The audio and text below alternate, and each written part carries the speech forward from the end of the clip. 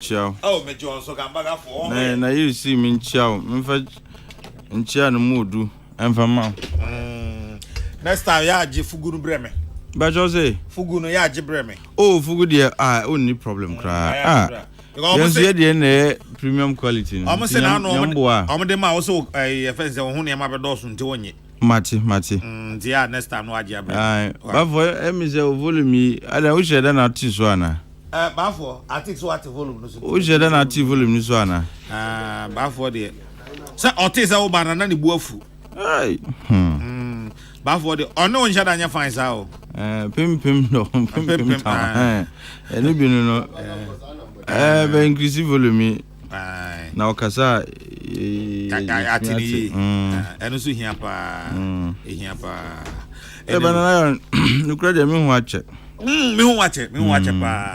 Ba se bibia ye boko. O nyame adom ko gamaga kakra gamaga fochao. On say normally say onua ho na wontene nka ya na ha adwen so sheda ha adwen bibire kire say boni bia to na ankwate. Oh eni di ankwate especially ko gamaga don say gamaga for the ye ndie mpuntua na ye pentimi ko hosa na wantimi nka na say hu say ye bo edwuma wo ho. Because last week na me wa within by 30 minutes. Charlie man nya cost bro 20 adan Charlie ya say achicha zo wate na e na chance ya chi no e na chance eni de o sabi boni 2 dia na unimazam gro lebi OSP azemu Reverend Charles Ozu menu akadna ma che menu ya meji so buru na pom owura na otisro obi ntine so no ni dini Yehowa din dia ahodo odos bebre oyin me prekope adibo so nyina owura ne nsa owura de no na dom ne mobro hunti na adepachi ti asedankutu na medima owura no nyame adam danase amen menu aso jam ho akogamaga wasaba yeah and yeda nyame ase for travel messages yeda nyame ase ati koko enso nsema si wachi o nsema de ebiesi ba menim se ba ku bia wo hade ai ne nka uko no krampo design mass action for social for sustainable development in Africa yeah uko na SML no besi wachi no and interestingly I am familiar with. Oh yeah, SML4 I've followed their exploits in this country for some time. Nearby, they started as a DIC. I am fairly for more mutie and come DIC destination inspection company. You know, omone perform evaluations. So cranium about omono make sure say declarations now why no nukrana and like nukrana na okan no. Senabaya abayin enhwesika. They started as DIC wishing to do a jumana as a idea company back where icom so I mean I'm quite familiar with Juma Omoye. Now when they shifted into Sahara Revenue Assurance Monitoring and also I was mintimin I know I was fully aware, but later Namibeti said they had switched their, activities, to cover such areas. Now nearby any day, there are some questions that me beside, and Migusu and me I found answers to some of the questions, but Migusu and I said no, I don't speak on issues that mean shadan ni hu facts. Senabaya sebi uhun kochiro. Until I am still looking for some of the remaining answers, Nanyame Aduma, I believe that is a running story. By next week, dear, I'm sure, say, some of the answers are canon would have had the answers. And yes, I could be Rebecca, because at the end of the day, I always make the point that Ghana deserves value for money in all public investments. And say, Obi Yebibia, because revenue assurance monitoring is always an attempt to ensure say aban benya you can say whatever it deserves. Obekai we had similar situation. Now you're complaining telcos were not giving Ghana real-time declaration on call traffic, and we were losing out on the volumes of calls on the basis of which I calculated VAT and communication service tax. Okay, Emma, your company be a friend Suba by. And it turned out Suba was worse than Suba Info Solutions. Yes, was worse than Niena. You can say telcos no air no. But like I said, I always want to speak to issues with the full complement of all the facts. And the main answers ni ba kebi me guso me yenhwehwem, and me gidi say by next week benya if you know ne omuye no eboa Ghana man ya ebeka ne omuye no so emboa Ghana man so a ebeka, because they be ati ha na ye kan fiscal imbalance ye ndie you can say fiscal deficit na kosro ne sanima ni nice because ye ni adequate revenue. And so we see we have issues with revenue collection as far as haulage of petroleum products concerned. Now almost okay MP will be nipa no ensure say Ghana gets the full, you can say, taxes are so munya. Now at the end of the day, sanity say asempa nentisa asudia. I'm not sure Ghana would want to lose money. We are not getting nienti ayeka so munya no omunye na afisu yetu omukadia. Se sanity de ya be hadwin. Nti by next week me sure say you bit me edisa nkomo ye. Then information ayensu yesaka no we can share with the public, and then going forward yen na ebe hu kwan ya befa so SCC nyoma senebe ya Ghana befa ntuma pa ifra. As for me, when it comes to issues of revenue, dear, I'm really passionate about it, because sorry, our inability to do serious revenue collection.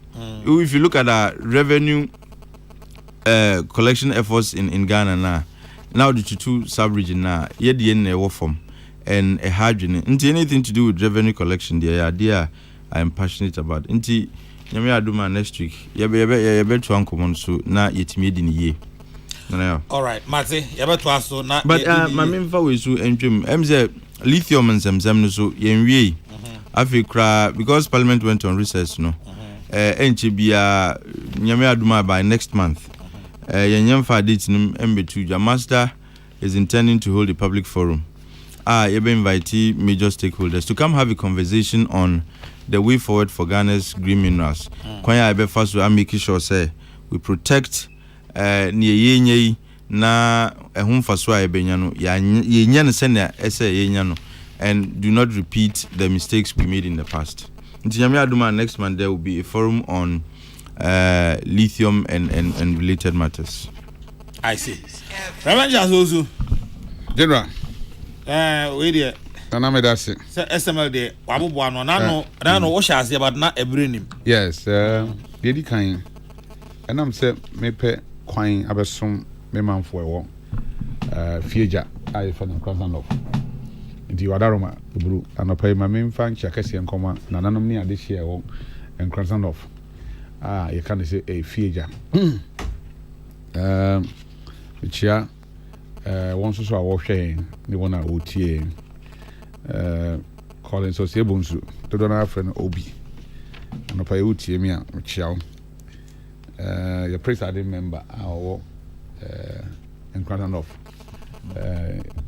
menua bema Evans ohene Jan alpa me chiao Pius Nakins ne mo amaka nyina so me chiao mu nyina kasa ebodi ahwa ade beche na nyina ne se emenije ya mwa se menua nam ni adofo yi aboa na ye nyina ye ka bom na ya gin Crown of asi ho ne ya ni yi na aboa timamfo me yidi pa se yesom oman a me yanso ma manyuko a oman ye yi a enipa wo mu a manyuko fo no yanso ye ho bede ye ho betoyin na ayro ho sem ne se ye betua so ewom se obi a wo how de na de how no so pa ebe yo nwa be hu se wo hwe adwuma sonko a of amakwata aye under this government I mean yes akwan de na kwasem obi a ban bi aba o ye bi but aban a wa ye akwan kese pa ye roku for do aban enye atro enso so ye hoyi for the past almost 8 years ni not even a single kilometer of road any yen ho Say on Thai road, Crampankai. And grandson of winner again. Grandson of us making. Okay. Not even a single kilometer of road. Infrastructure, the enemy in from our area. Rural electrification, so crown. Dodona, they say, Omunin Kania, so elho. And now you say, to full and for some higher area. What do, what we are the other chance over Yavinina.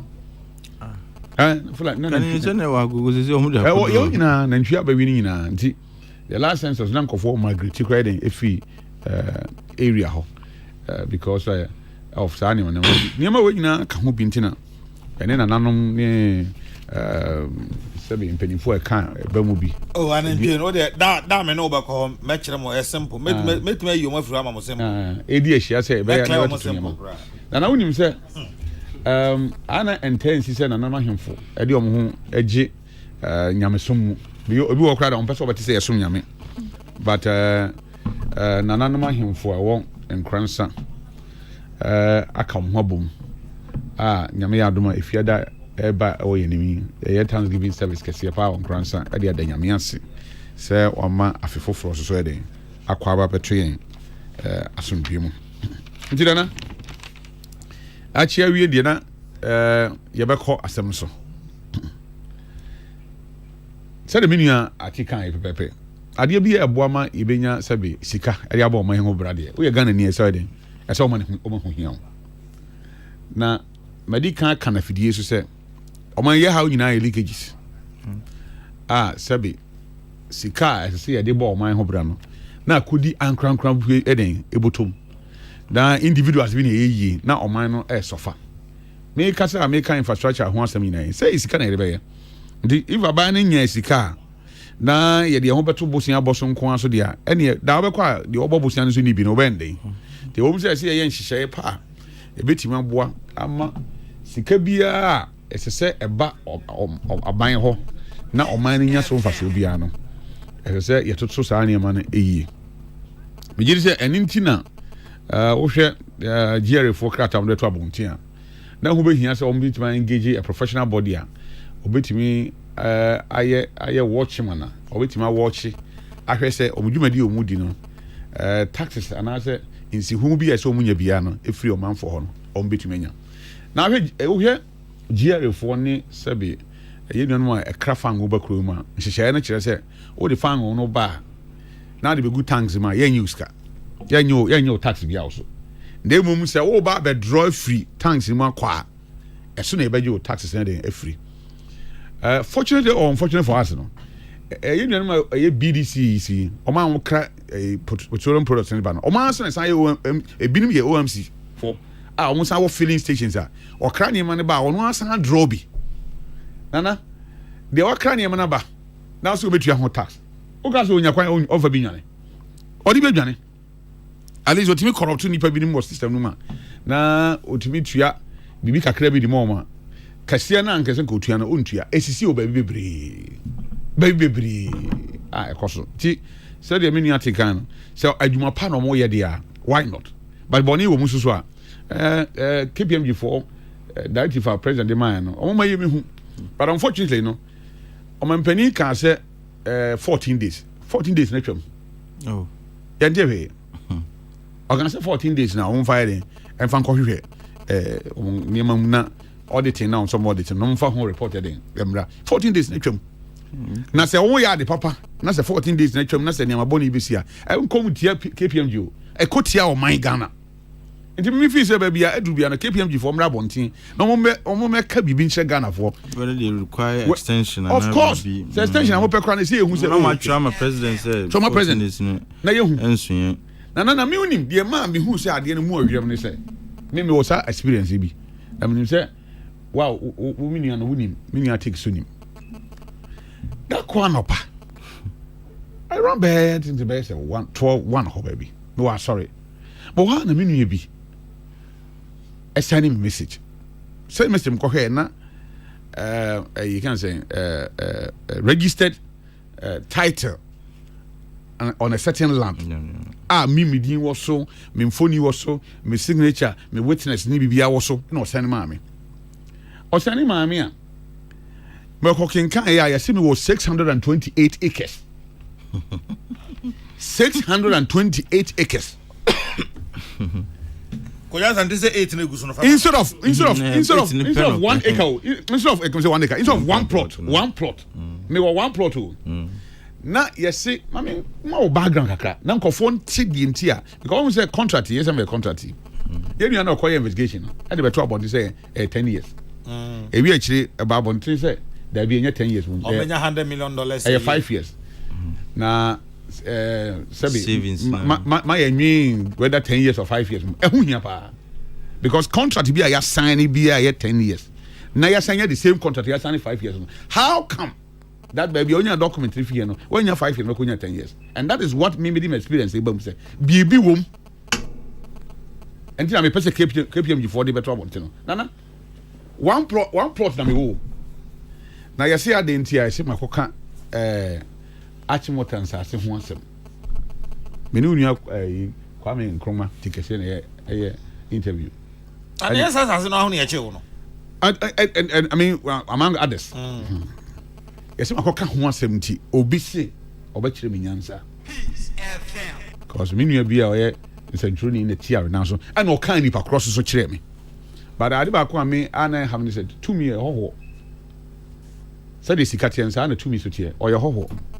And they obesue ni obesue wa ochena otimi san kwhwe obi foforo ma ne ye de tumi besue na so wan hwedi ya otimi firu nchen ko enti bi obi de tumi etieti am fa ho die so a aya na enhame because minim say enka hoda boni be ka say transit den ya se nantwie ni dua anka ne to a confirm 70 kamuda makoka ho asem ese meka die minim bia no bese mrepa mu no ba be ka ho asem ti in fact me ye ka minim nyese minim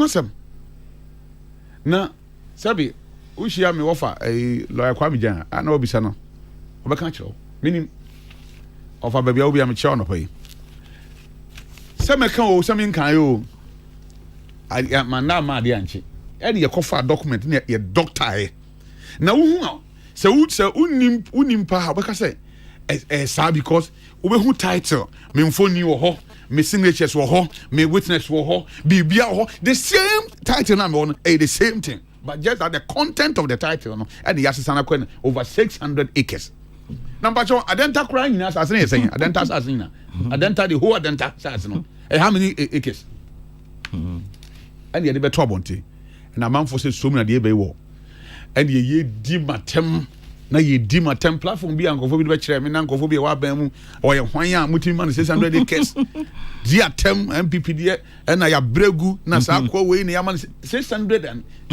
almost 20 to 18 acres and it throw and grasses nyina is and grasses cry yes saying enti eteki Minister of Lands and about program is so ebe chirichiri mu se enye nokore se aban bia asase ete say den ama me na emom eye one plot of land ena me wo enye 600 and something acres of land enti nana you see asem bia bebe bia no penifo say asem aye trokra na etwa bi na eden e dance anamboa almost asama any dance no etwa ho bi dance the asam no ye nya nhwehwe mu nkosi awie kwa no me that ade na happen ye keka na mu say no there's some unseen hands behind this if we say we are say away everybody knows oko port Ghana port me kan obi krom Ghana port and ye oil sector kaba cartel ene ho omu dwi se omu nko na se omu yeyi wo wiase ena oman ne mu eden efa ba bitira nana we not in this country na ye tu o ye kra na se ye mechanism itimidi hu dodo ayenya ewo upstream ho ona de duasim dua na edisim ye se free to nsuom na yirae omu di kosim o wan fa nsim ye na ekopa fa ho na to nsuom ayirae for 2 good years na yenim how much na ye tu fa ho na yenya nti ebe me nwanwa say company de I mean eden ya or a private company on so be percent obenya some benefits be out of that say niam bi kobone na ese ye ka ho sem ye tenetene no na ye ni ye se be ya the revenue na yenya no yen sabe timi den akama aban na timi nya sika or the bebo o man ho bra perfect but it clearly shows that me even though reporting is an agenda. It's an agenda to clear the company out so that some people can have their way. Sana mimi huno. An agenda for the company. See Ghana hano aban bi esro de dey. Say MPP aban yo, say NDC aban yo. Aban for start so me de pe.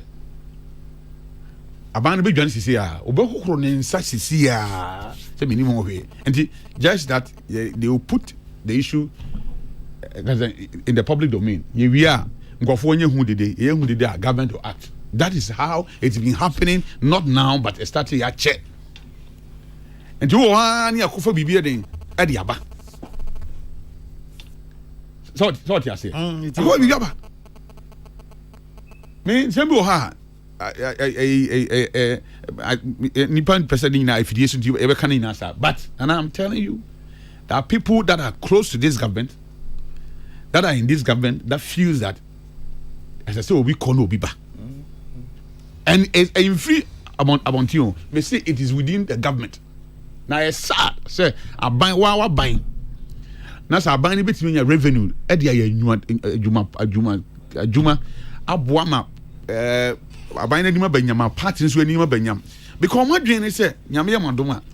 In fear what you mobile person nyame be bom matoa so amba to so e adwuma mbe na Ghana for be so wedding ato ba wedding e dey amamo not because a party ni a MPP Ghana for kokoto man da bi and then and say dum so ekoso ya na minim de e bi ajoma definition because I see dum so na like dum na so I den e dum so e bia the you can say the tension no be a yana na otwe ne yedum na atwe ne ye yana 2014 eba no e na enye sa muma yen kan sa but light the edum so has been happening but say the long range you know say be na otwe na omama timetable na we be so we anopa so nyimbre no e ho de ye nuru ho na me na say ye na but ya no obi ameka say obi etie me almost every day you call light off every day na say na mahu say atwas be 2 days bia yankoye na yetimi call light of beer 8 hours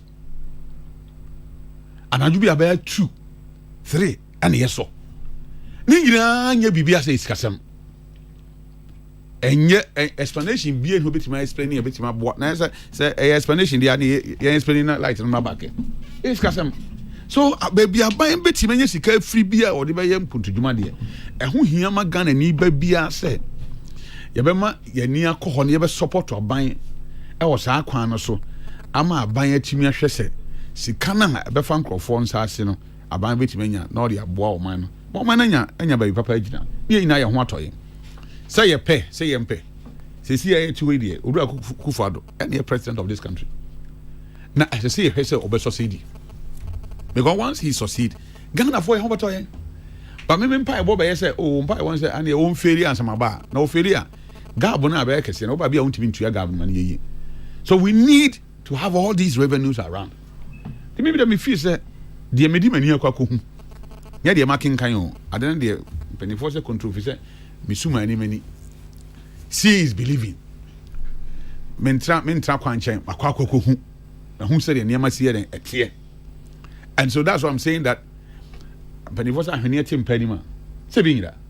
KPMG 4 year adwuma. O man penita mo de ma mo so de aso ebia ba beto so moma ye hunu na nya afere mo di mu scope no mo ma you say ye ne bia ye we akoyi it was a specific directive. I said damn party tape. Yes, it was a specific directive say mon konko audit adwuma no Jerry a contract SMF for omo no. That is a specific thing. Nti mo ko audit ya mo for audit ni metro bontin whether or not there's a value for money or not. And now is it indeed so ye and now ye because nana kwa be na first one electricity for check omo bill kwa me enye meter without meter no omba omo the fixed price amount ananya sa say o you should kania ya hwe mo fee size ni padodo ye woman mo betime atua bia 200 cedis a month ntino ya na fixed price until say mo benya meter no montua 200 cedis and say nipa no use heater o use de ben yo 200 no wetua na mom de adi meter abo ho de electricity for they are not required to give you a fixed price because obeba na mission read the what you su ho bo na den wutua. Thank God even meter reading the crown could do baby say conform reading your mom wutua scan na say be enkoyi papa and they move ko baby be a friend prepaid meter until see car we be gusu no ho kan ya na den obeso I thought that obetima call light off na nye light na den general light off but we see ka den asa. So if we have meters on these tanks, you team check it at the same time. Fuel do I drop any nkofo air juma scanning way bills in who no na nyina team be boa ma bayan hu ni sika se nyina. What is wrong about this? And I'm told that here the forbidden ma be kase nya no kore. Say and nya honko a government agencies be bria obakona records kra na ya cheche no botom. E dey say wa hospital. Na almost a card na ekoje no folders no o call hospital bi pa na hu folders e go ha cuz I be the be 150 years because there's no system get him a queue in a boa me nya that records no.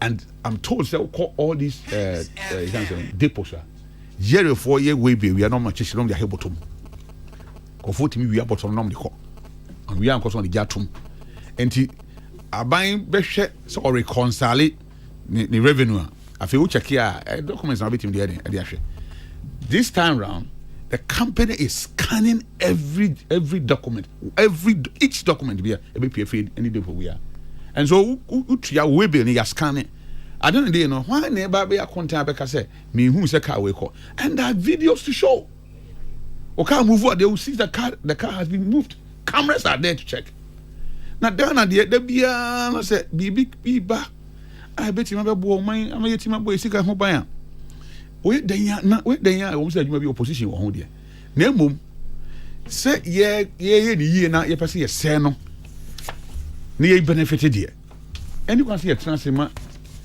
few individuals be on fees there because they have some connections, some opportunities, and they must be given opportunity to do whatever they want in this country, you know. Ebiti your mom na yi enti o mampani ne yeda na se oti asem no ko Ghana an ate because say o mampani de care agent or be kwan crisis here. Fortunately for us no one fan come any state agency bi ase o mo hwehwem ba me nka de anka me hu say state agency so mo hwehwem ene say national security for bebam no ma be have bi a documents PP by a be 10 years acquire 5 years. They should also investigate it and find out how did they got all those. If it is say yeah doctor so say a crime so doctor BB now they be trouble just to deceive the public as well and this is crime so boni wom enti see hwehwem but many yenuanam penifo na omo kire wadwen so na nka KPM gidi ani kwansen ko hwehwem kayema state agency hwehwem no na na dan ko akufado o hwehwe traffic no because of command state agency say nko hwehwem na omo de trouble ntin say dem me gidi kire me say boni bi anim na about one say Kim or make a cover up. And I'm sure KPMG as institution in Nima internationally, definitely no. They will come out with the facts. Say company na Bonia. Me am about better ha. Aba become one but the medium near who dear and I'm the say omunam a good track record so omunam kwan papa a bit my boy na me by na me hwe paper bi na unse na onua na me hwem but who say one of the state institutions we call for same measures meeting there abom sika ho ban me hu no Facebook but I'm trying to check anka meka ho asem enti si ebetimi aye sa ni ma we ya ni ma bia ho a me ji se be bo pa uni akwaku ye bo a na akwaku ye bo a adike obetra ha din ahodo obochia ni nyina so revenue fimba o ta na say me contract SMF for some fa a meter mebo no ho na ni sika beba na fa mo na say ni revenue beba na metima check na ba bi e bi amfa ba bi anti kwaku oni maka cha na bonten say me hu say ni account awo yema no because here kwaku betra checks and balances and so o dia say accounts no so e balance enti say yenya SML I mean all the agencies are revenue more money. I'm sure say and keep it Mate, but I say Reverend Charles Usu, Dr. Richard Asante abo afishapa. I think come to the point kasi. Na bibia boko dia. O onyame ene edini na me say minua atik na me hu na che me chia no na minua Charles nso share ya che nti nchiama minua ene wankasa ho nso. Mate. Na opanyin kasi me say nkomo na ansa na obeko nkomo no no. We dey na me ma wa chin keke. Unopposed Honorable Alexander Kwesi Akwa. Bragwazi. Minia. Avijaba. Afi go betu ye. Na ho te say. Me hu ye. Na kunya akra mbeje fro san no apam no. De hia. Nya odan de say kam beje. Oh ye twen. Da baby, no wa disqualify me da baby na mesaba. Oh, na sempi no. Timi fi assembly man sa street media that tum da kunya sa. Ade. Minia. No. Akonya ya hwe hu history o. Akonya. Say ya hindi a yedi nyina no. Wo de aye nhwe. Ebi wo ho no mu a umpere ho so kodi o. Koso hwe ni part na so ni ade no a. Wo so tobo. Asabe binim se ni akonya no TNT. Na nipa si from gidi 100 meters ye adwuma. Nti empani hwe ni ade na kire se ade a was a bit too abeduma so. Was he as o na wakọ church no ya disqualify. And then can be to me so. And then can be to me as so. Ba obet mayu. Met me. This I did way a copy neck. A copy neck. It will name the composition of our neck, a part of the neck and one. Let me say more to me, sir. Sir. When I watch my Jesus. Because no man metitious kwasi akwa na me ya disqualify obi a so open na so on the post na hey and the others now almost so ya disqualify me ade no MPs na na ye da be no kan wo de na answer ya establish wo de review anyway and to say to say there you sequence so the 90% are promised the NPP for Machimonano. Ya sha say ho adwuma. Open 90% vote. Yeah. E woda. Last season we say. Was you wash you? Last year 79.45. That be 9 year from ni hu me. 79.45. Yeah. Now minya 76 by president. It is open saying 90 square. 90 square. 94 kwesi 94 ba omia. Yeah. Kwesi ubenya. Mna say first one na me 9 year from. I only who mafia no yi. Abba. Is that why chief mafia? And then I'm a near Massey. Now by Adaroma, Yama the most modernized and biggest market in the Eastern region. Schools are super pioneer within a period of 2 years, 3 years. Yeah, me personal interventions are yeah. Hey, Minia, yeah, just 90%. I need to for quite years here. Mummy said this candidate told me the best 7 months and say, we see your dada. Business we see your dada. We see your dada, other way, on the constituency. On your dada. Them say, be on your dada, but to constituency. Sort of constituency. Constituency in your dada. On the constituency. 7th December, never chile. I grown see you didn't that. 7th December, never chile. But I grown see you didn't that. And I was 7th December, never chile. Until 90 market. People be on better bet. Koja sante so no wato. Why? Asa. Owahe. Owahe. Owahe. Aye. Obefa o kare ba kwato no wato bet. Me nya weni abre. Edi abre. Oda efa ne sibre. In MPP politics. The last time Eastern Region top in percentage votes. This time we are topping. Next end top okay, you push it to 90%. Ma declare. And manfo ina so I adwen so mbeboa me. Ne enya. Oh, ni acha se no si hwe onim. Asa chance de eja. No chief mafia. Chief mafia. No, politics is a serious business. Of course. A serious game. And fe ni agro. Especially when it comes to the NPP. I was say ya toto de mayi. Na ye hu say Ghana for doye naturally. NPP party no Ghana for edoye te dia kana na say ye betoto ye niema yi ni ahihye ye niema yi and we go. Okay, let's see how it goes. Anyway, we there no next week na come but what then by acclamation. Acclamation. Aye. Anyway, acclamation kran that na house to house. Sir. Delegates over 500 and mention almost say eh adwuma shase adwuma breni. Sir. Ya acclamation we na to ho gu monten so. Ko bi afiem. Ya catch up ya shase e 90%. We are the bisa. Em say me Kristo ni kakra. We Kristo ni kakra. Pa. Okay. And I dey so kakra. Enti. And I dey so kakra. Ja bishop no. Oh. There be say one house we Kristo ni kakra. There be say Kenya Kristo sem ne e kan ha. Kakra na aka ne ye den. Enye Kristo sem ne e kan ha. Wo na de bae. And am say Kristo sem ne e kan ha. Me say Kristo asem so kakra. Anu fun break. Kwasi we Kristo ni kakra. Entity. Politician kakra. Ne minim ewo mi Kristo sum ne say. Ewo Kristo sum kakra no mu. Da bi Kristo sum pa. De minim. Nana jami si no. De minim Kristo sum ne say nyame bufu ye ne ade a na Yesu peja no moja o se hwemi moja. O da se. Nti yenso yakọ campaign has mo hwe market. Within a year, starting last year, April, within a year, I see. I said, a buying door, a chim down. It's a buying, say, and the man cost one to nothing. Not on yet the acanuma. Unifika. So, you see from near your Juma. Okay. Not 90%, no, Yaji, Ediama.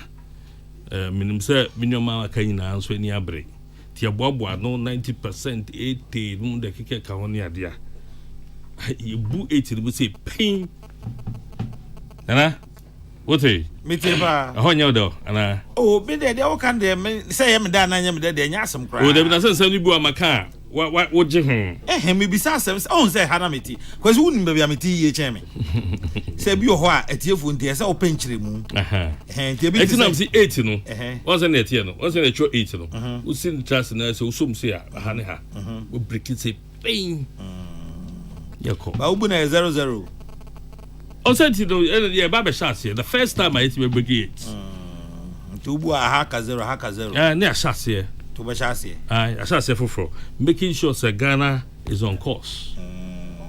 Ghana Jane Council near the T for Habichiamo, my official Pafia says, I now am obiat, yes, and a baby did no.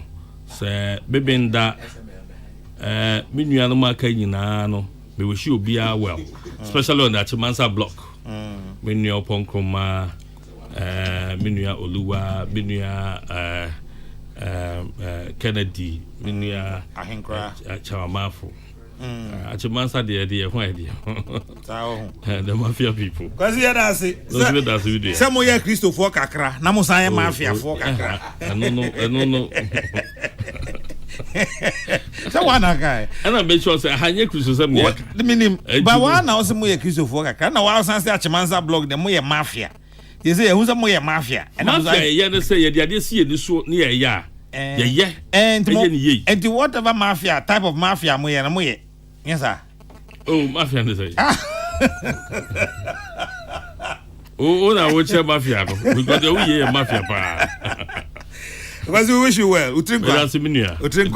That's na you be Sibia. I think Pacho mama no and then name of me pronounce no. I say me yamba mu nana. Da bi obi anyanka sakra. O pese o ba de he we say. Enchia no me anje nchia. Enchia no. Se ma chia odada. O da bi enchia no obi di call GBC2 Beninam events Brekum FM abepie. Eno no de FM no. En de nyame na me se me mantem. Da bi some say no metia. Eno ye me privilege. Se wo wa mantem. Pacho me say onana me parking no say mo parking space na na problem kakra. Nti nana we dey fachem YouTube. Manangasa media me can okay. Okay, doctors anti ebo ampacho me ma watch. Open we dey Misro na maybe some maybe some specific questions or maybe some specific question no. Oh onu kra na e wa be mu ti bia bazo kan be answer. Da binya de odi aba na obe answer wa.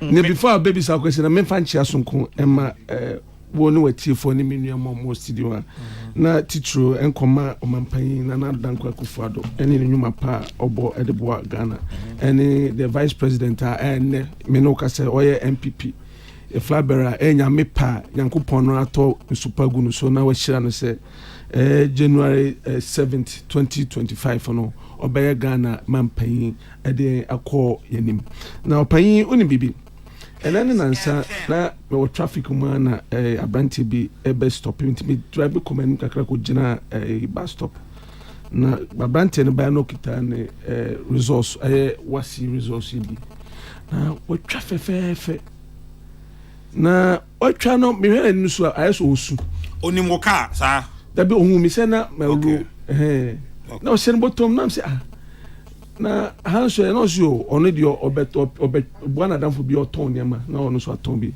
na me se na idea asemtia na asemia ni se wotwa opese okọ university na ka niam bi no ade na me se na eba ne se na otumi ekọ secondary school ho na o ma meti wona sabi previous o munyanti faso a yenya free education ase no na yana ye call school particularly the rural part of Ghana no uko call breaking school call other schools be no you understand and appreciate say school being she be to say free education and ba na say nka ba ye mu bi me yampem so a ka beboa ma enipa bebre atimi akọ school because ye mo bi mu a enam school fees nti ofa fam so mo ko Libya o mo ko wuto ensuso ebi mu so to wuto desert so na bright ne kasa mu ne nkoma yedi ni nyina akọ kire se ana kufuado de yenda na se mana na ne aka ne kon obefa so akọ ayi no nja se nipa didn't to boa ne de boa ba ne me ka ko si nyina ne se edu ba bia aya na ti ye my refi ehun se enhihye bi why we overlook it yen dream fa ya dream ko si huhu ensunsanso ne mfasopa ene niema nipa mpempem enya free eye nhihye bi tise bi free education because hwe bibi I think me no ka say so obi wo ho hu na se enya san nhihye nka school konko bi kura ye wo family bi wo omma bi 2 3 omu nyina ekọ school na wakati ahin kura na betimi support sisa nkofo se wo kotua school fees a enti bibia na yeda na yede empaibo kase edi bia boa na adanko akufuado yere hospital sa ye across the country agenda 111 eni nia ebeto aso mampanyikufo eye nsem bebre ni nyina ya de eboa ma oman na koso na me da adi ba kwa ma manage oye oru akufuado no pa bebre ne ye infrastructure within the 1 factory no enhihye no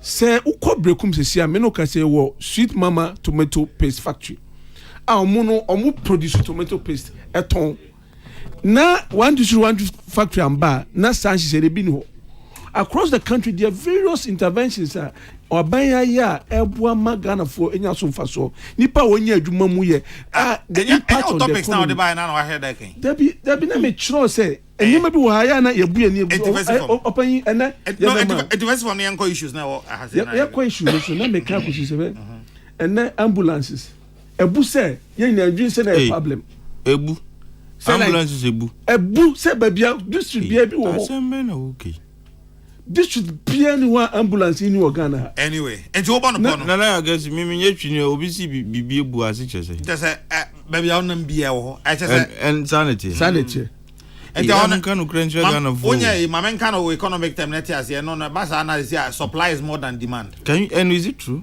but I think Woman can you see Ghana from a situation na ambulance ni bi no there has never been a time in this country any ambulance Because they were inadequate. But that is the point you are talking about. See, we are coming from a point they been here. This should be an. We even have a kind of ambulance board. Ambulance in your. Bibisa say. Emrena na before MPP bebano. This 1 district 1 ambulance bebano. 1 constituency 1 ambulance bebano. Sanchi say Bibisa say. Na constituency and district be organ 1 ambulance ana. Maybe not, but maybe Mrs. Debbie Ohana, Gentlemen. says no beer will be. Gentlemen, No beer will be. And then the beer will be. I think Dr. Santiago, that's exactly the point. Mate, ambulance abu Ghana forces 8 years for Kokrokoo no asukusu auti peace 104.3. Dr. Richard Santiago ha Atik Mohammed wa na Reverend Charles Usu honorable Kosi Akwade on there obafie oba be chai nti oko. Now I think me person me know efri ase the ade ayi Osha issues are a what table so 3 main issues. One the MPP for primaries and ho niema eka ho election 2024 you feed a for kase major parties especially omo enyi ema na ka pese ye da say mranti ase nura eduma no bubu ye blaster for asante ebo next time ya branta obantem na our agenda na dey aba oh the motion aba you have not even tabled the motion before the learned justice now I abutre na me birthday ti abutre say bom happy birthday je na mongu enu ti kwa na say ka oba clean no dem say me say mo car park no cars na ye ma one man manka. We a politician pa. There's also me inside JDM building the Ghana we want tour. And emunsa mo aba. I think better me hwe baby a but Asante ebo happy birthday. On say January there. We anwo January a me ma anopena me ka say niam mienu. Either say wo ya wona and I say wo January. Emu bia satisfy or it tick all the boxes. By anwo January na ansa anwo ya wada. Asem wo ho. We January born. Into Trinkwa. Happy birthday. Thank you very much. Yes. Now I think. No, I say say issues no e bia ni nyina ye de but I'd rather quickly make MPP for primaries no home because there's not much to talk about. Okay.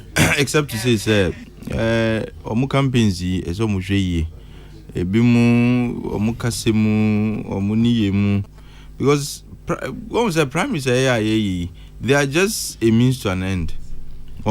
So betimi you be obetimi ejina party na nemu in the election na yetunu swaba. So mostly campaigns and primaries are they are not really the elections themselves. They only provide an opportunity to get to be a betimi the party in the constituency. And sometimes a bimo can look campaigns can be very very heated. And sometimes to somewhat acrimonious. But one show kasemuya obe kan sembina at the end of the day, those become the weapons your opponents will use against a party candidate who eventually emerges in the main election. And see what I would advise is kasemuya. Now this time so Maminga say I'm a bit excited about the fact that there isn't so much imposition. Oze Canino in the last election in you foresee bimu discretion frimu just to make sure say bimu had their way. But as I mean, even though there may be some of such instances this time around, but say as prevalent as it was in the past. I think they've learned. It's a lesson I think they've learned from their experiences in the run up to the 2020 elections, which for me is a plus.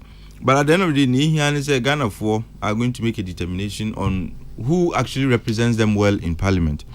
Now they are going to look at say Juma Omudi or Parliament, no they are two abana umbeto. And if you are coming to represent your party, as it's not just your party, but at the end of the day. Ghana 4 be represent you no enu ne hia and almost hwe ne ekoso Ghana 4 nyina nim ne ekoso nti if they feel say and sometimes let's not kid ourselves into thinking say the choice of candidate sometimes is largely only on the merits of the individual. Sometimes the party also plays a role, and it is our party and one number. It would have an effect on the choice of candidates. I mean, on the choice of parliamentarians. And the people who are, Crawford Moody baggage, Ebano. Delegates should be careful who they elect to become their candidate. Otherwise, at the end of the day, Ubakwa candidate in the general election, no, Wakwari. And these are all considerations, and I can only say I wish all the candidates, all the aspirants well, and may the best win. Having said so, as Sama Miko Gamaga no miti ya mira hu kesipa elin sama mampenya nkasa kai. Abra you see Queen Mothers from Ekonfi eba in Chenso Mbesrano. I for the life of me, na me dream who say like no. Yeah, two about you are. I think it was just said in jest.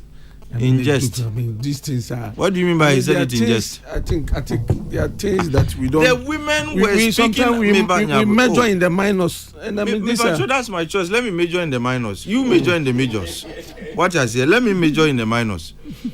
Nanayao. Before the advent of, colonial governance, no mushe so ye bibia were our traditional rulers, and yes, sir. Now, there was a high level of reverence that we accorded them, and we still do. Now, say Obiba and our traditional rulers, Eba, and they are speaking to the realities in their areas. And to make the comment I'm making, I think it was in terrible taste. And Obia also rationalize that comment, is not doing the president any good. I said to me, Kanukre. Asema okan he said, look, nukra war from, because it's not as if the Queen Mothers came to say, ye puntu juma mayen, but near Akanye, they said there are problems in their in their areas, in their communities. And Mampenyi, even whether said in jest or he was serious about it, nukra woman say, we in any free ho. And yet to abana ma say bra, na be MP before president too. When he's been described, he's described as the president of the Republic of Ghana. Ekunfi ka ho bio. Republic of Ghana sabi enya kra nko aho. Kambaga so ka ho. What is here? Nti ye ka mampenyina. Oman ni nyina penyino. Ekunfi ka ho. Nti you cannot say because you want to aba ma deputy minister. I think the first one issue one factory ye bio and say started program na say Ekunfi factory. Obetu sad, the private investors started before he even became a president. And the infant chain. No, do you have brother and then your factory? Where do you have brother in your factory? And second, but the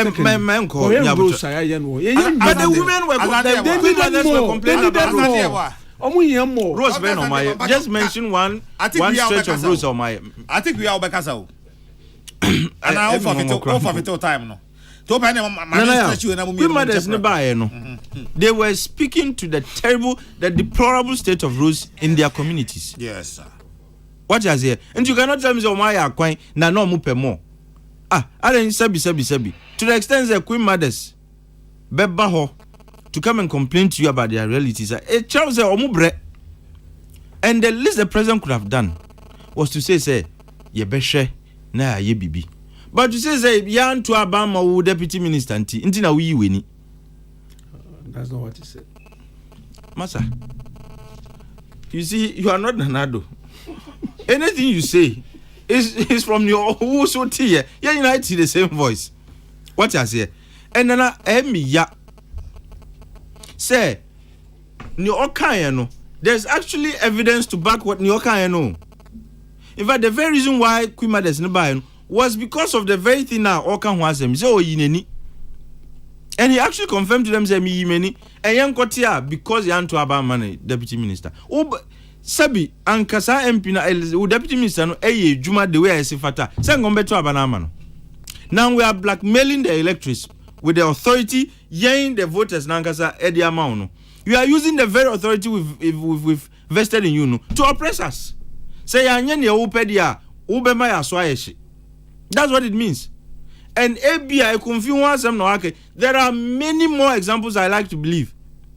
Yan to Abama nti or miaom.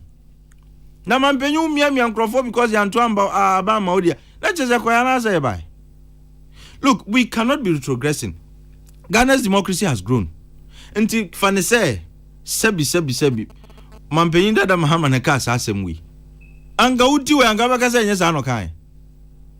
So look, to the extent say when he made the comment, no yempuntu juma kra wa shanti je no ka say nya wa ye nyina e chukra onyi ni kra say betu abanama no. Edi na yan fanya no krom ha.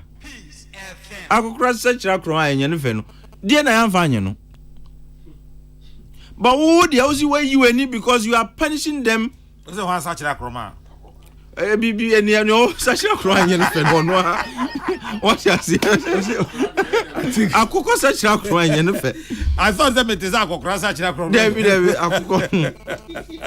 What you say? And for me, you see, and ni hamika sikran say Richard Mo say he said it in jest. How can you joke about an issue as serious as development? And what is funny about your kind? Say me you many amom and no cross where you anywhere amom. What is funny about sa comment? There be unya umra na waka. And look, we told the bia politicians any crofo ya di etumi emom no, they need to think really hard and fast about nsema omuka edi.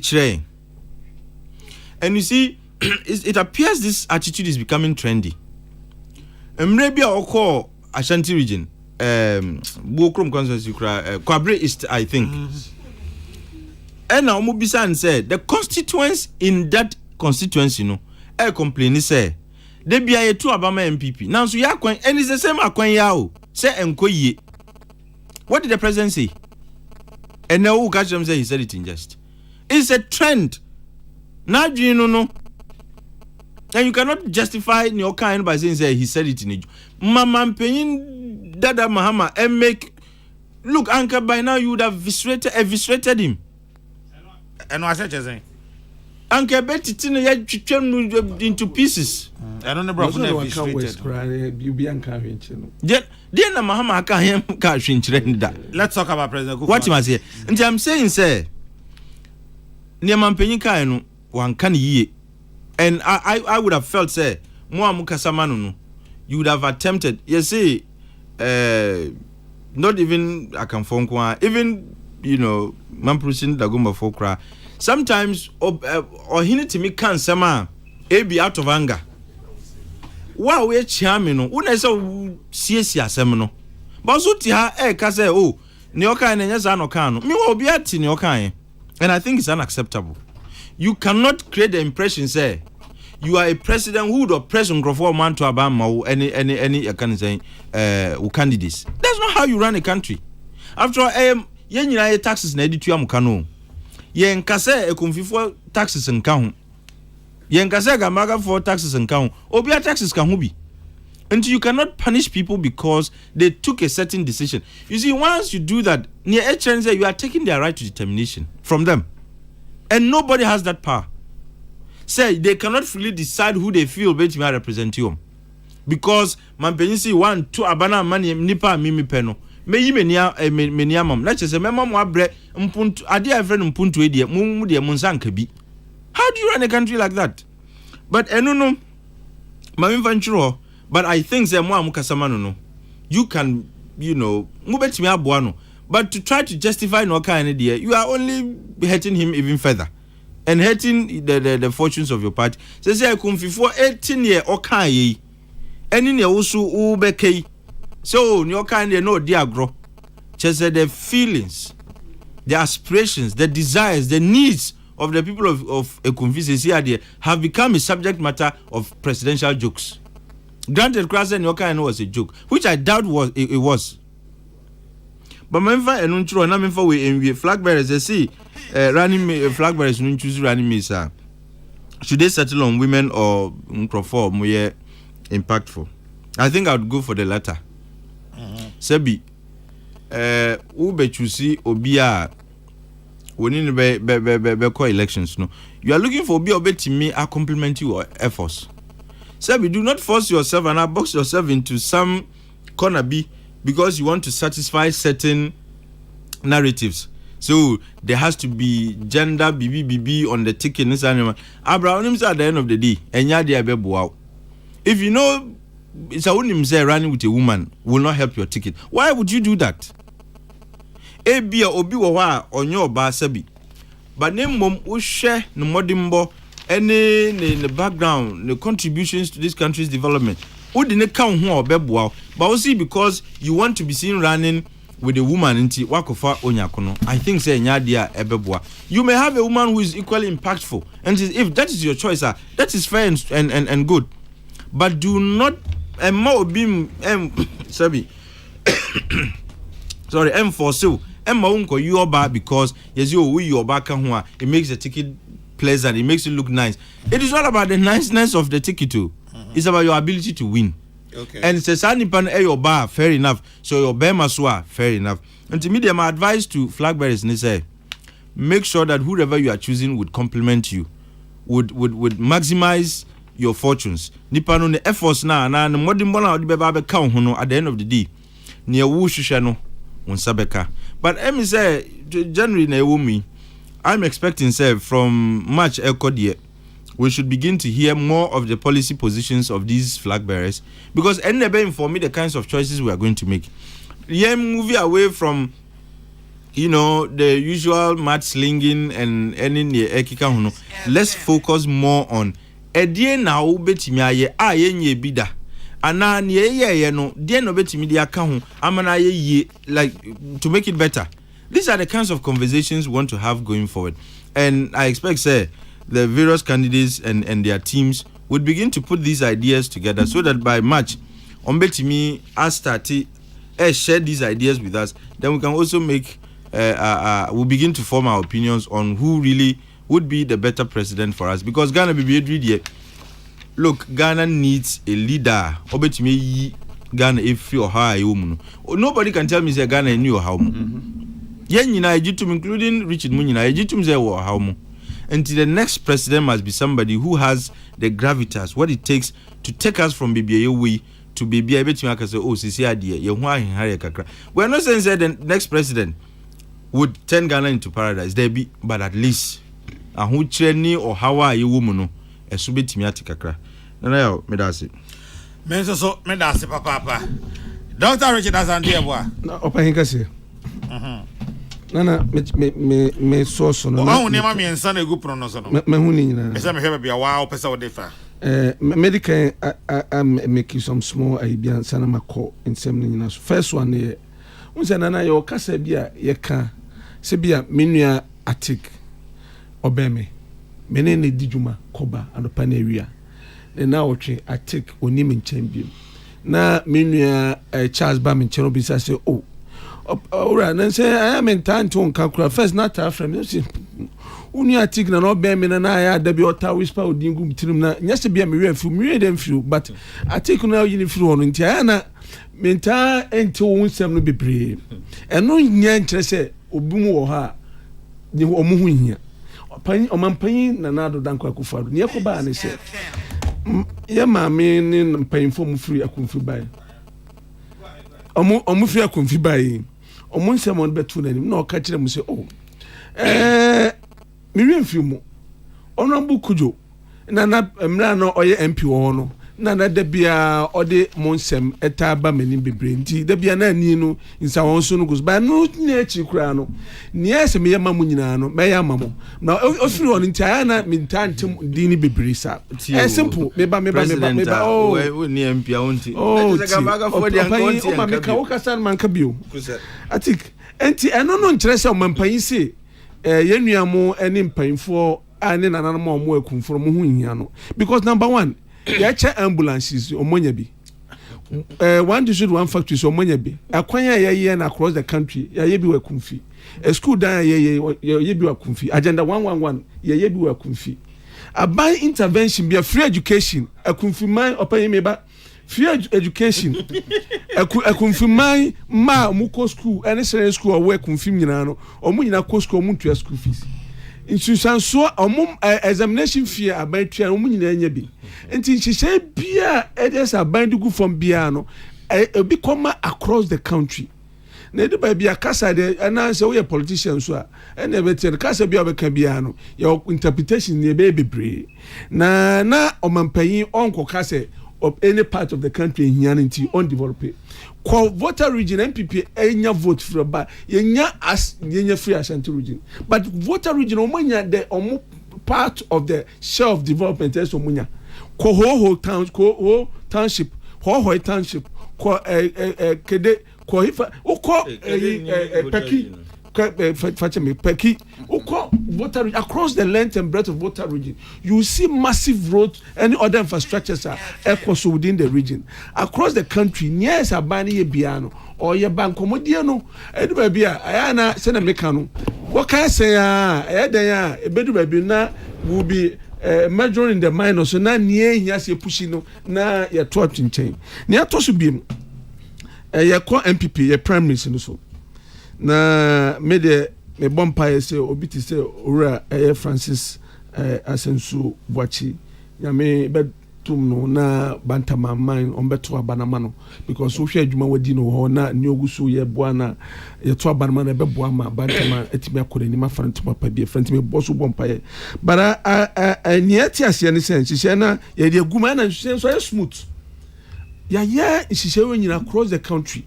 Now this time around, yeah, be boy kesi kura ni say COVID meboma mebo mpiama niema etu ye the last time around no be antu ye. The last time around no, ye nya opportunity and reconciliation because COVID inti postpone until last minute. 3 months to elections na fair ni ye members of parliament. Inde ko high bebre. This time around there, by ending of this month na ye all your parliamentary candidates apart from be 2 areas here. Ye there 2 or say be managing you bet me deal with the situation. So 17 individuals here will disqualify omono. Party there share ne mrani de sum. Your constitution we want nyama ye kire say so to me here and answer na what me a contest. And yes o free baby so o chana maba record nyama bebre enti say party ne mra no so want to me anim na uye nso a the good things in say there are various appellate processes are uye na constituency on you from betime regional vetting regional appellate na o mahwemu area betime ba national ni nyina no wo a e betime aye enti wo mo make use of all of that area no nipa 33 so and e call no post bebre wo ha obi ampa contest mo ohwe obi ati say John Kumamo ni other constituency bebre obi ampa show obi ankofa form so contest omo some of those issues no it's areas in here there ebeboa na ne be hia kese kra ne say iwi a ye be kan ho abom say party emma na media nie nyima ne say ye koto abayi ye parliamentary candidate ye koto abayi ye flabera da bia ne meka ne say nie nyima ne say osoro no nyim. So as we speak, baby, your MPs will be ano osono. We believe say 27th of January no na osono na wo. Osono ni osono na that won't be ano. We will have to carry on and take the person as the first gentleman and as a lady within that constituency. Na nyamfa no konanim. Na also ni paso nyima na say aboa bi anyima. Sa afofo dia ne machu waka ne kasa ntwini ne ma na bibam. Ye wi a say pie ni na agu nchen na yetumi di ko because I say there be make us Ghanaian politicians. Yet say average Ghanaian student. Say control exams na yenya A. So I got A. Okona okonya D and I say F. Or say I was given. And which is election this being a senior F man. And then I was giving. But any day I got it. And then or no nya. But patch say o failure any day you failure. Or not being a demand. BBI core elections na be a lusuria. Then we try to blame everybody but ourselves, including mystical forces. We so obi chewe obi abeche bibi. Obi about mass transportation. Baby, we accuse each other and say all manner of things against each other. I said, say MPP, you been winning elections now. And you say it to be protected the corporate entity, MPP no. Na yet here one say, ye bushian for ye a jaba kuma, and naba kuma. Na yanyama ni nyama yebeye ni kase yebeka kasentwi atemdidie ni nyama enya mfata yebeka ni no kwana wonya MPP for no enya omako no momo be join the party no but we need more people to join the party.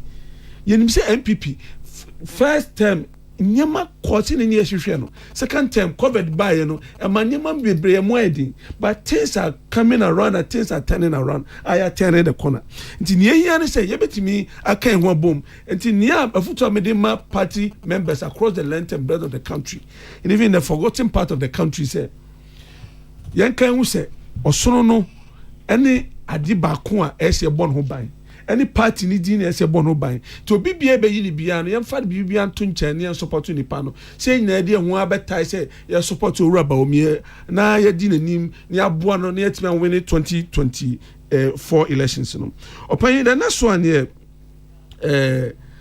campaign messages say ye betimi comment ye be making e betimi aha party ana and ye betimi aha party because say o fie na nkomo bi a ye di ne fie o de koto abontia wa ha fie ho kasa beka wan kan yi a wa ha ebi won so a di bufo de kasa o in politics say na menu ya kasa o na o wasase one plot but obi e person o ye mischief nti o command 600 acres na me anka beka so man bi dem fan chichiri kuro what must say but because of say obi episode to tankuru amunti insem bebre obi mu dia before kasa okroma na ebi wanya no kre over 95% of the things that people will say against politicians no enye no kre but because of say the bofu me kan na ma dia gu nani mase owi a kiro no afre no phone so ne me sorry asema o kan say o ye sorry no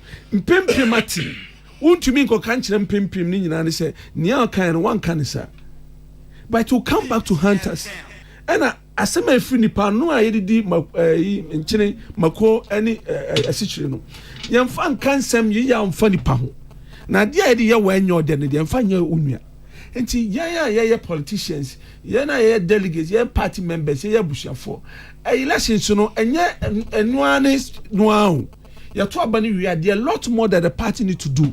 The party machinery, we need to oil it. We need to empower the party and position the party in such a way. Say, you bet me winning the next elections. Yamu bimudie, you will GDS sonko say, Ghana for one who near abaye aye, then near abaye man kwan so bet me aye more. Particularly the vision of Dr. Bawumia, any send was your position on near what check I cry even as a vice president and say, yeah, the situation is how, or bet me aye more abuano.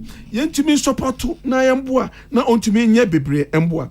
The next thing is your running mate issue. Opayin running mate ayobia o yobia be running mate so yobia ono so betime di president amana yeye so yobia ono so appeal o betime di vote aba on the table. The sex of the person ayana to me there enye idea extremely important. Best it could be a moment to be a share where dynamics are bebo. But for me, what you need is a competent person. Nipano a competent. Now he will bring something to the table. Obet me abua me more vote. Obet me ama party campaign no yet me ya juma abua. Any here say beto yi nipano. Now ye should be nipa apart from say all the vote beba no. Ye should be so bet me abua mama panyin no ene na abua. Unko pe running meter oda na wani ba kotete. Ya hu bi okroma unko fa running meter wa hwe hu yi a na otwe no na ya de 6 abaya on 9 unko fa sa running meter bi na unko fa so fa obi a obetumi na ajeli ko ya hu running meter ana vice president or the president no mo other boxes omoko meboa yenim kra in our history we know what the situation between President Rollins and Oraka ya hu bi Yahua behu running mate na ono the president emu ntokwa mu baya kosi emra opayino ba ku free koye o mampayini free to the point say na even one and more president in channel na dodo na any vice president no money nka nti emra free on so ye be chiro bibi ti ye clear all ora meals in nkofo no ni omo won nchenyi nyina free ho edi nipa foforo ba awura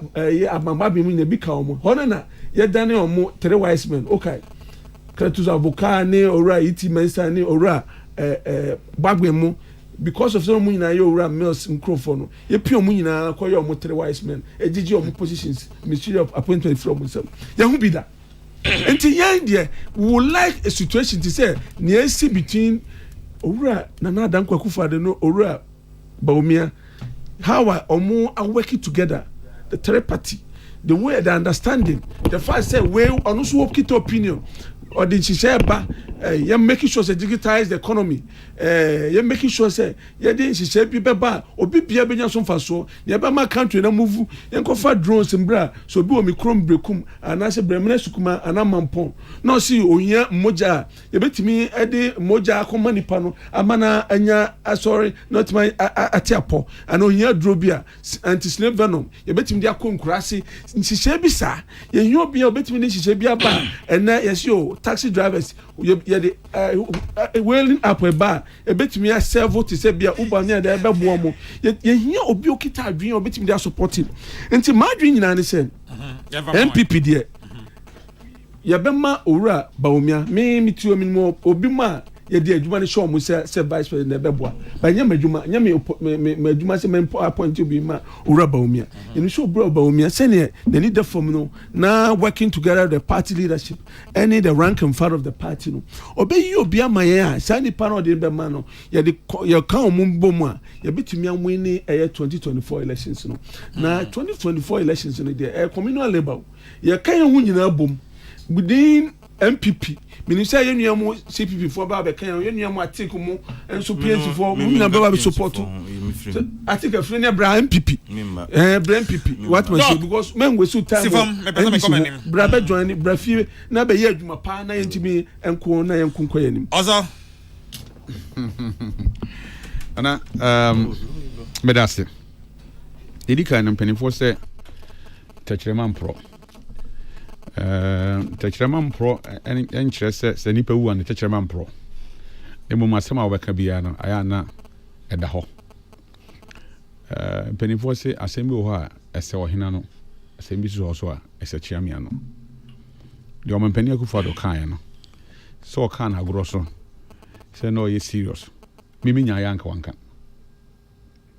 Because I somehow be a Phoebe actually not for interpretation album. Feni ebe chechemu. As some say straightforward, kind. They are fena ebe chechemu the meaning of your kind. And I think I want can. Penny for some Kobe na man can be any man Kobe. And so see them. Oko horse I. Now can be man can be. Oko horse man go. okay then. Okay then. So this in chechemu or in chechemu be any call me Kobe na man can be. Any man go hono. So see them. Penny for some bracher and bracher we kwanta them. But yeah constituency in 2004 era Erica Martin be 2 years and the CAC na era Major Derek Odro be so 16 years Okadia the Fieja Crown of Ama MPP 16 years just say in 2020 year and can see it in that way e wo monsem by who a development bia Oshia Kayama district crana say upgrade ka ho ma kro ani me den apeja but this capital me no ka say busua just about 5.1 kilometers of road the whole district capital ni na basin there say that 20 years ni enti say dia be kan say agro kan o kan yo say na o mini o say dia be na ti o minyaya komampani me papa no adaroma ka wanka na ya amonyo say me dia nsem bia o be kan bia na dia we den we have to read meanings into it. Because our company, Okasa Chile or my man. Now, there be a coffee and idea. One can't keep up. It doesn't mean, MPP primaries, they can't hear some be. It doesn't mean, Minia Jalula, Deputy Minister Rose, Pru at the Pru West. Steven. Yes. I want to say, as I on Twabamano. William, from Kintampo to a table prime. Me na kwachiche kurasi wa kwam so baby for akra ho na menyi na kwan free runners time na every year be a kate sword also.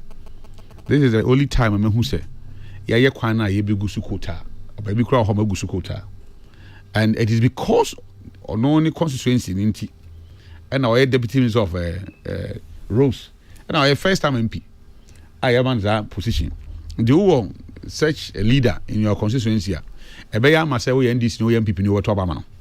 Now some NDC for our constituency, we are develop say almost a develop area no any pepper and warm mom crop for her.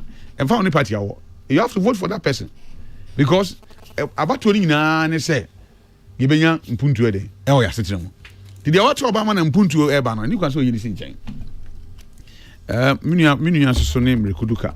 Oba be minister on hwe me da duka otie me am wa onim me nua no on hwe me onya me hu wadidi saa ma onua bi ni enso me de me bompa mo duka me sofo me bompa se takwa nsu ayem me ba takwa nsu ayem fo monya brantia duka ojina so yi yo ono de onim nyansa eno oye na adwuma no oye na adwuma so yi ne ho so che ne ho so ofe abrantia kama hwe na won hwe me eno ni asem eda ho charles enu nua no nti o ka e bia na o ti ase metima ka kire no duka metima ka kire no ye nto bamfama no on san to so biem na onu se nyame aduma na sana ban kwa obedi full minister eda ho twen no George Mrekuduka na ban kwa obedi full minister takwansu ayem nti uduka utia still maintain penifo se be kwa chia ne mame nkaye na me bo no ko so nhwe me kan na no nhwe me nti na me bo nkaye no se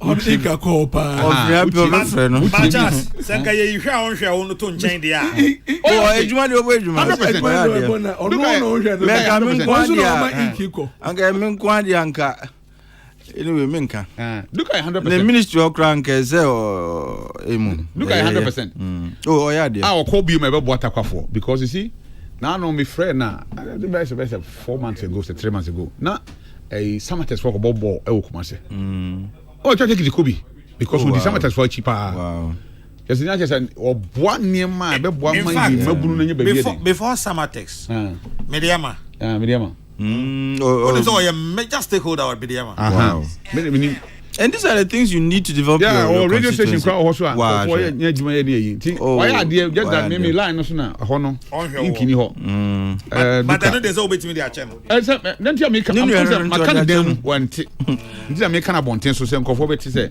amanfo nim se me nua ne Mrekuduka ne mom onhwe me bono gaze miano ye nto abama no others are mokeka ho a we dey anka ma bone kese pa ye nua prako pa ono Cecilia, in fact, Joabinfo, Francis. Say, Omupo Bia, Omanga Satias, Francis, now come with me. Francis was on the Mickey. I'm saying, my Azima, maybe there be an answer. Well, anyway, I hope Bianca Hubio, Francis Unguaneco, Gabbing. Jobbing, I shan't Jobby. Oh, there be Francis Echo. Oh, yes, yeah, Bompire man. Omunano, Abanom, Omukuja, Amoko Trabano. You can't about my Francis. Mijidi, I'm telling you. I know they are Francis.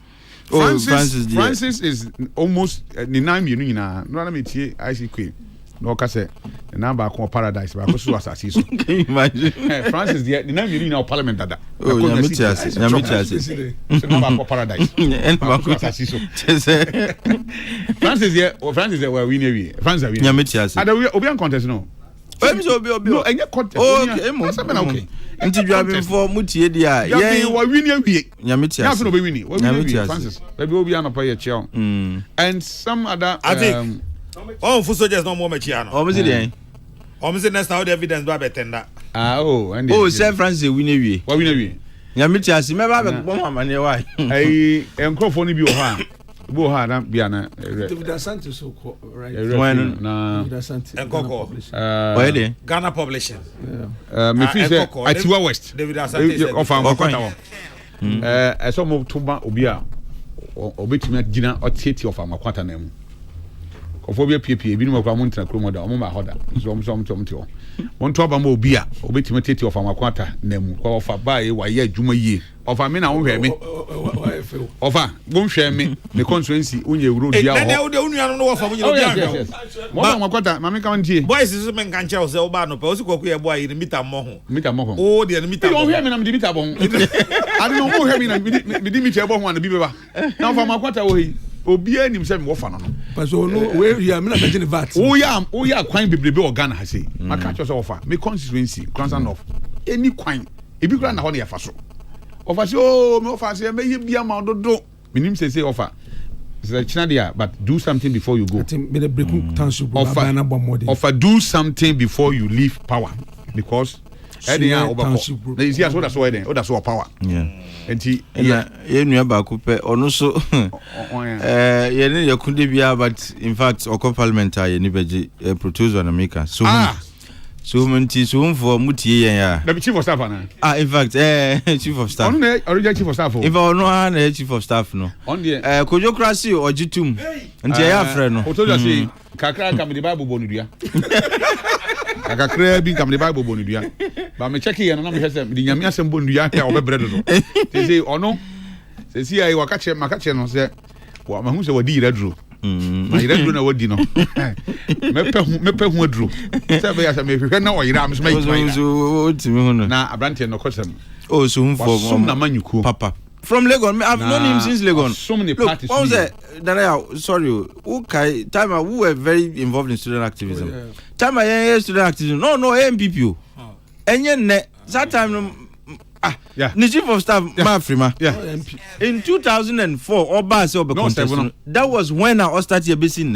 And he asked for loyalty and his commitment to the MPP. Is beyond doubt. Potoza kan owo mo hweme no o ka ho bi. Oh, okay. Me na din ka ho. Potoza so e otie mi anopa ya. O bi dia man bi ni. Na wo nuane me. Potoza utie Charles. Na say pa me boy, me bon pa ma so be win na wo win awie.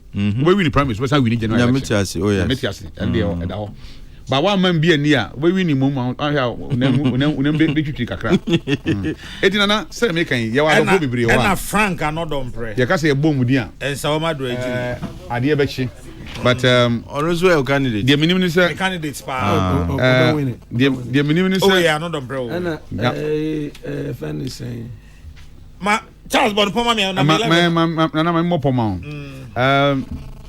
The minimum is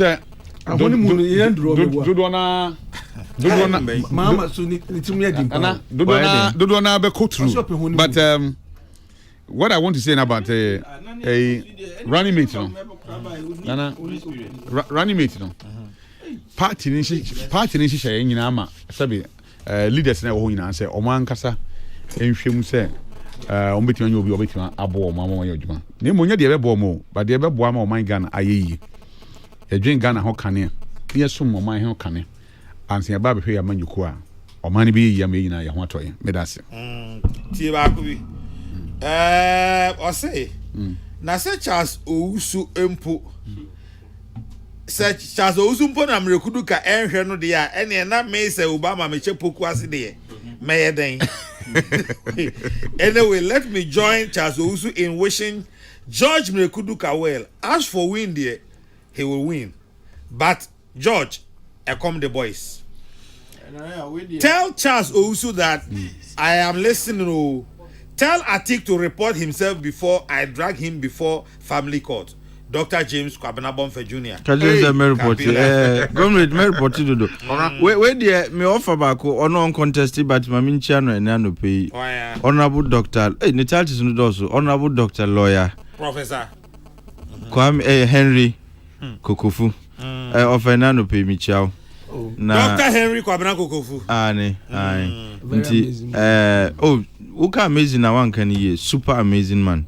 good man. Of African baga by me nyamba enti meba na mabechiao. But only I did so me pen Kabila ho. Kabila one of the people I've known him over the years. 3 months and 2 months in Chomwa on for form from Kasa. No, that's Kabila for you. Yeah. That's on the meaning that's Kabila, that's the typical Kabila. Whether you are in once you are friends with him, I mean, that's one thing you can take. Ene mamenda Dr. Santi Ebo ase. Namenda Atik Mohammed ase. Namenda Reverend Charles Owusu ase. Na afe Alhaji Alhassan Mohammed onzo so yema utrinkwa. Na yase nyame ya adumu a yedu usi akonwa so se Bonyawura, the first of Gonya tribe in Ashanti region. Na sana jumadie no ekoso ochirimu a ba for bra hwe mame ade na fa himpo ye ka ase ne me hu ase de me hu enti away we are mame breso so yes wo Gonja Chiefs Palace wo Akwatia line Kumasi na unua akwasi eno namfonum nyina se Alhaji Alhassan Mohammed a ochnaidu si akonya so se Bonyawura, the first of Gonja tribe ewo Asantemamu oma trinkwa I was hana na otwi yade musie Bijna wunyina nema da Dr. Faradexin Kennedy Asante Osei. So for Kuja Asante 7 bar for Peter Square Isaac Opoko Pretty Joyce. Akosi Agwabo Johene Nana Kwame Amo Nana Yakone do dia hinkan Kwame Yeboa. Mami Biama Kwafo ena Adwa Yeboa Jeyi Ase. Mechira mu Ghana's Morning Voice Chairman General Kwame Sefakai. Once again, happy 50th birthday or happy golden jubilee to you. Mr. Albert Asmeni of Holy Trinity Catholic Church. Albert is 50 today. Happy birthday to you, Albert. Thank you for your service to Mother Church. Your friend Nana Okesi, who bet me a friend the Cardinal, with the Radiasum Jamunina. Reverend Father Patrick John Tendana.